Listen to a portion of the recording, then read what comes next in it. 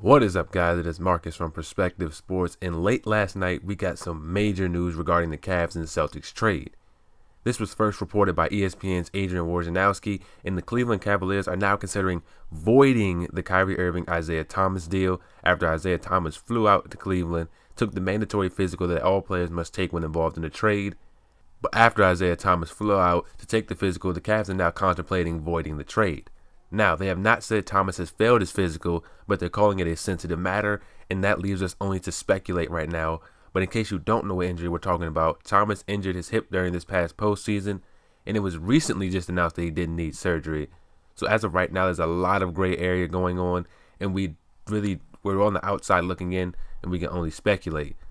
But this made me want to go do some research, because the last time we saw something like this happen was in 2008 when the Los Angeles Clippers and New York Knicks agreed to a trade involving Zach Randolph, Tim Thomas, Cuttino Mobley, and Marty Collins. But the deal was in limbo after concerns were raised about Mobley's physical, and the trade may have actually saved Mobley's life because the physical showed that Mobley had a heart condition that would force him to later retire. But if you don't know, and if you follow the Big Three, you know Mobley is doing just well and is the co-captain of the Power.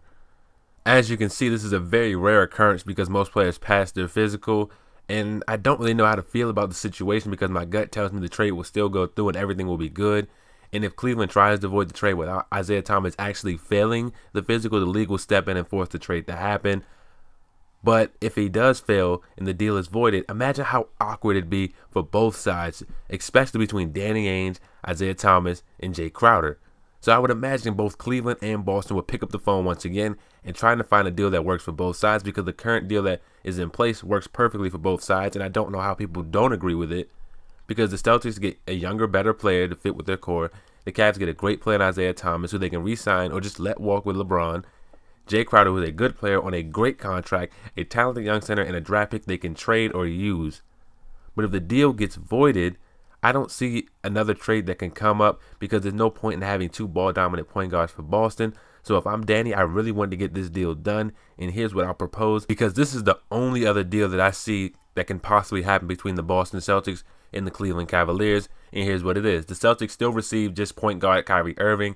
The Cavs will receive point guard Isaiah Thomas, small forward Jay Crowder, 2018 Brooklyn Nets first-round pick, and a 2018 Boston Celtics first-round pick if Isaiah Thomas plays less than 54 games because of his hip. This deal, I think, fits perfectly with the current situation, and let's start with why for Cleveland. Because they get an insurance policy for Isaiah Thomas, so to speak, with the Celtics first-round pick, because if Isaiah Thomas doesn't play a minimum of 54 games due to his hip injury, nothing else, they'll get another first-round pick in this trade, and they'll be able to use it to draft another young player or trade. And if Isaiah Thomas does play 54 games, they'll still get a draft pick. It'll just be a second-round pick a few years down the road. But this deal obviously works for Boston because they still get Kyrie. And in case you didn't notice, Celtics center Ante Zizic is not in the deal, because if I'm Boston, if I'm giving you another first-round draft pick as an insurance policy, I want to keep one of my young players, and that's kind of a non-negotiable for me, because I am giving you an extra draft pick. I am giving you that insurance policy. So just like in real life, you pay for an insurance policy, and that's what the Cavs will be doing here. Overall, I don't think the trade will be voided. I just think Koby Altman, the Cavs GM, is just reviewing all his recourses, crossing his T's, dotting his I's, and he's just doing what any logical GM would do. But what do you guys think will happen in this deal, and how do you feel about my new deal? Because I feel like that still benefits both teams. I'm eager to see what you guys say down in the comment section. I'm out.